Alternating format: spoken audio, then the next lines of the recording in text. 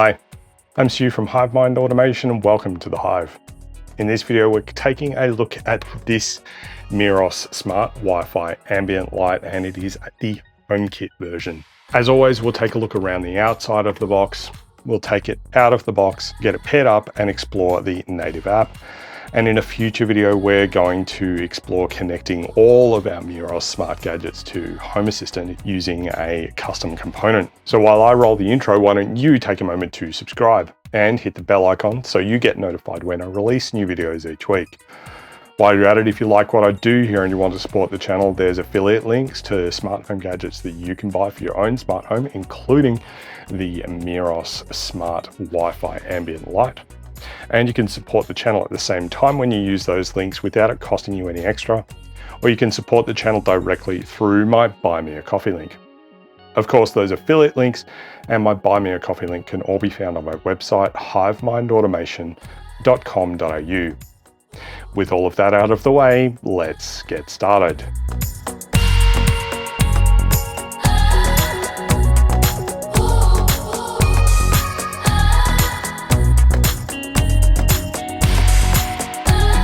So we've been looking at a few Meross gadgets over the last few weeks, and in spite of now having a partnership with Meross, my partner went and bought this Meross ambient bedside light from Amazon, and at the time it was on sale at $39.99, down 33% from $59.99.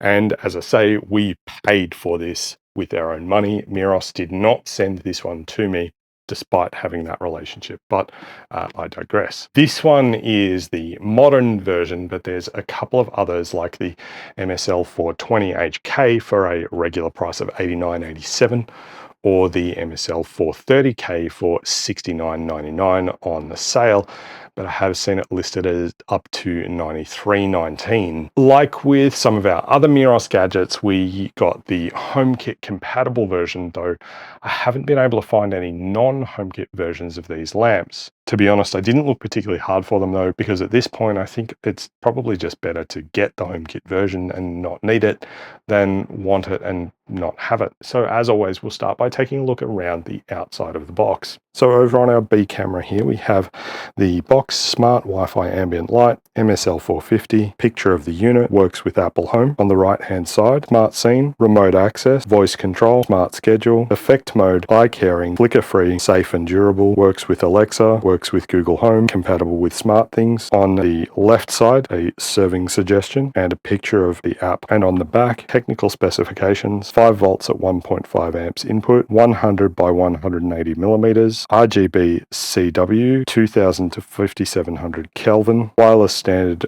802.11 BGN at 2.4 gigahertz. System requirements: smartphone running iOS 13 or Android 6 or later, existing 2.4 gigahertz Wi-Fi network, 1-year warranty and the support details, manufacturer details and small print, and lastly on the top just the Meross logo there. With the outside of the box covered off, let's see what's inside the box. We'll start off by pulling out this tab and opening up the top flap of the box. Inside the top flap, we've got some info on how to get support. In the middle of these two flaps here, we've got the power adapter, which is a 5 volt, 1.5 amp power supply for 7.5 watts with a USB-A output. Under the flap at the right here, we've got our USB-A to USB Type-C power cable, which is around 6 feet or 1.8 meters long, and nothing under the left flap. Next, we get this thin sheet of foam packing out, and we've got the lamp itself inside a biodegradable plastic baggie. Looking at its design, it's quite nice with rounded edges, white, monolithic and minimalistic. There's a power button on the top, an M and clock button on the sides, and some specs and our HomeKit pairing code on the bottom, and our USB-C input on the back. And I definitely like that this has a USB Type-C input. The last couple of things in the box are this 7 things you need to know about HomeKit booklet that we've seen a few times with our HomeKit devices from Meross, and this user manual. So there's everything you get in the box, and I'll lay this out a little bit nicer so you can see everything. I'll plug everything in and then plug the power adapter into a power outlet and turn the lights off so that you can see the nice warm glow that comes from the device. So now it's time to get it paired up. Before we do that though, the Train and Hobby Show is back for 2024, running this year on the 16th and 17th of March at Sandown Racecourse and Entertainment Centre. There'll be makers, arts and crafts, model railways, radio controlled models, ham radio and electronics, computing and home automation, and for the very first time this year, we've also got trading cards and pop culture coming to the Train and Hobby Show. I'll be at the Train and Hobby Show again for 2024, showcasing smart home gadgets and home automation using Home Assistant. Tickets are already available, and it's sure to be a great family day out for you and your families. We're still looking for exhibitors and sponsors for the Train and Hobby Show 2024, so if you want to come along and showcase your hobby, promote your hobby-based store, or you just want to showcase your brand to the thousands of families that we're expecting to come through the show this year, be sure to get in touch or purchase your tickets all via the website trainandhobbyshow.com.au. That's trainandhobbyshow.com.au. And now back to the ambient light. So to get the lamp paired up, we're going to set it up using HomeKit. And after plugging it in, we see the LEDs under the M and clock buttons are flashing steadily here. We'll open Apple Home and tap the plus symbol in the top right-hand corner, and then Add Accessory. The Add Accessory prompt says to either scan or hold the phone nearby, and holding the phone nearby didn't do anything, so I don't think this is equipped with the NFC or Bluetooth functionality to make the pairing simpler. So we ended up having to turn the lamp over to scan the pairing code on the base. And then we can tap Add to Home, and it takes just a few minutes to negotiate the connection and for the device to join the Wi-Fi. Then we can choose which room in our Apple Home we're going to put the lamp. We'll give it a name, and for now we'll just leave it as Smart Wi-Fi Ambient Light, which doesn't exactly roll off the tongue, so it might be a bit tricky when we're turning it on and off with Siri later on, but that's a problem for later. We can easily change this name. We can choose to enable some automations for the light, which we're not going to do for now because we like to put our automations in Home Assistant. And when we get this added to the Hive prompt, we can either click Done or View in Home to go straight to the controls for the unit. When we're on the control page, we can do all of the usual things that we can with lights in HomeKit, like grab the brightness slider, and straight away I noticed that it's live feedback when working with the slider instead of waiting for me to release that slider, so I'm already pretty happy about that. Now 100% brightness on this little lamp is surprisingly bright. You'd have no trouble using this lamp as a bedside lamp for reading at night, and it dims down dim enough to also be great as a little nightlight as well. As always with Apple Home, we've also got our quick color selections here to grab either a blue or full white, which is still quite blue. The red looks very pink in the room and on camera here. And there's a bunch of warm white options here as well. If we tap the last swatch on here with the rainbow outline, we can choose our colors from the spectrum view, and we'll grab a nice green here. And if we tap the plus symbol in the bottom section, we can then add it as one of our favorite presets back to the main control page. We've also got our temperature and swatch options at the top of the color picker here too.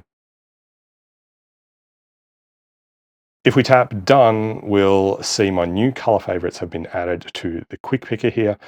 And if I then tap the cog in the bottom right-hand corner, we get to the accessory settings. We can change the name in here. We can change the room that it's in. We can add it to the home view, include in favorites, or we can group it with other accessories. We have the same automations we saw before that we can enable if we wanted to. And there's some suggested HomeKit scenes that we can add it to as well, such as our good night scene. There's some status details there. And then there's a link to the Meross app. If we didn't have it already installed, we'd have a link to install it from the App Store here. And the hardware section here shows details like the manufacturer, the serial number, the model, the firmware version, and lastly, there's a remove accessory button. So that's HomeKit, but what about the Meross app? Do we get any additional features. To find out, I'll open up the Meross app and we'll tap the plus button in the top right-hand corner.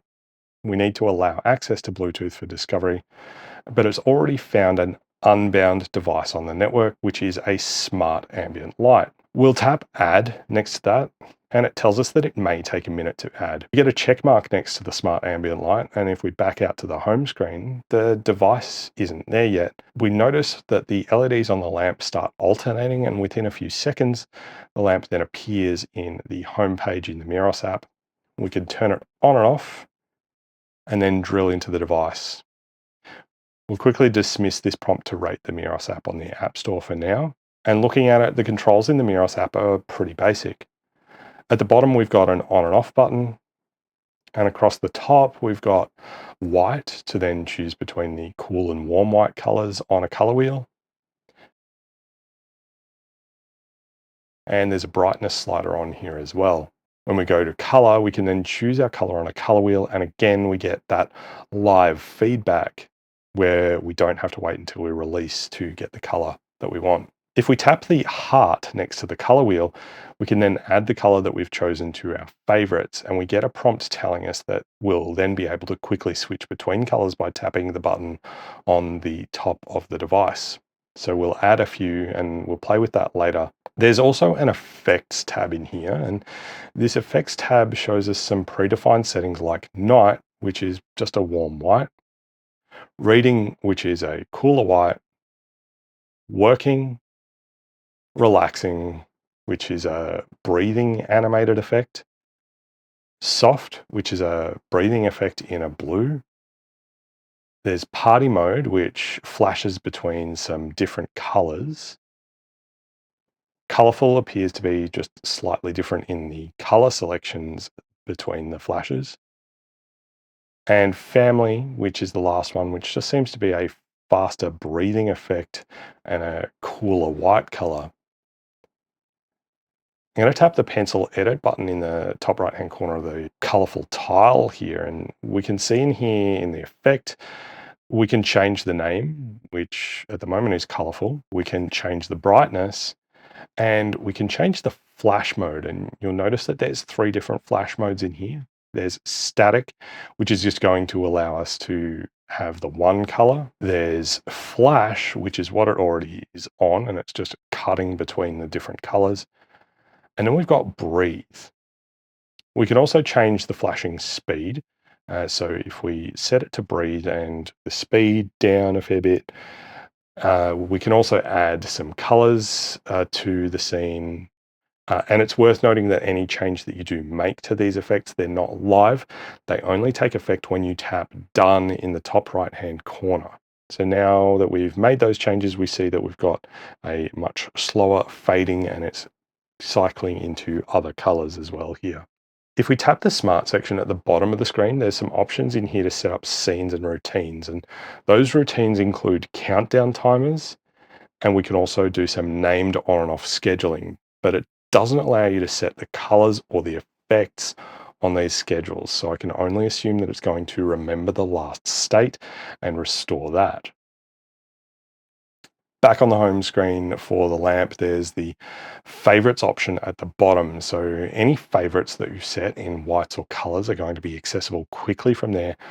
And again, you can hit the plus button to add new favorites. And lastly, in the hamburger menu at the top right, we go into the device settings where we can see all the same things that we would normally see in a Meross device. We can change the picture for the device, or we can change the name. There's a switch here to turn the LEDs on the device off. We've got our standard time zone, time and date, and location settings here. We can grab our HomeKit setup code again if we need it. We can see our Wi-Fi signal, which for some reason is only 65% here, even though we're reasonably close to the access point. We see our model number, our firmware version, our hardware version, and the hardware MAC address, and the remove device button. So while we're at it here, I'm going to explore some of the physical controls as well. The button on the top is a touch panel. A double tap on this touch panel turns the device off, with a single tap turning the device back on, and further single taps swapping between color temperatures. Pressing and holding when we're not at full brightness adjusts the brightness up in steps, and then pressing and holding when the brightness is at full starts adjusting the brightness down in steps. The M and clock controls on the front are also touch controls. When we tap M, we've got 3 different states. When the LED is off, the lamp is in white mode. When the LED is solid white, it's in color mode. And if the LED is green, it is in effect mode. Tapping the clock button toggles the countdown timer on and off. So if the LED is on, the countdown timer is running. Now, as I mentioned during the intro, we're going to be looking at a Meross Home Assistant integration in a future video. So I'm not going to get into that here, but make sure you're subscribed because I will be trying to pull all of our Meross gadgets into Home Assistant when we do get to that. So that is the Meross Smart Wi-Fi Ambient Light, the MSL 450 model with HomeKit. Having spent our own money on this one, in spite of having a collaborative relationship with Meross, I'm actually really happy with the lamp. At $59.99 MSRP, it's reasonably priced for a smart lamp with HomeKit, and the $39.99 that we paid on special, it's even better. It does add a nice ambiance to my partner's home office, and it's bright enough to use as a bedside lamp if that's your use case. And as you can see here, even in a larger room like our lounge room here, it can be used to create a nice warmth or ambience to a space. And it throws off a surprising amount of light for such a little lamp. I only wish that there were an easily accessible sunrise and sunset setting to then slowly dim the light over time or slowly brighten the light over time, but I will be seeing if I can work around that if and when we do get our Meross gadgets into Home Assistant. Personally, I think I'm probably going to buy another one of these with my own money and maybe even a slightly different model for my own home office to add some kind of secondary ambient lighting to the room for when I'm on a meeting or even when I'm playing video games. Of course, when I do that, I'll make another video and bring you all along for the ride. That is all we have for this video, and I do hope it helped you in your smart home journey. Be sure to comment down below with a home automation idea you want to see in a future video. And don't forget to follow HiveMind Automation on Instagram and Facebook. If you like this video, hit the thumbs up button down below to give it a like. And if you're not already subscribed, please take a moment to consider subscribing now. While you're at it, if you hit the bell icon, you'll get a notification when I release new videos. And lastly, if you like what I'm doing here and you want to support the channel, there's a Buy Me a Coffee link in the video description. Any contribution you make through Buy Me a Coffee does get put towards making more and, I hope, better content for you to enjoy. Don't forget to check out my website, hivemindautomation.com.au. Thanks so much for watching. I'm Stu from HiveMind Automation, and I'm looking forward to seeing you next time. Bye for now.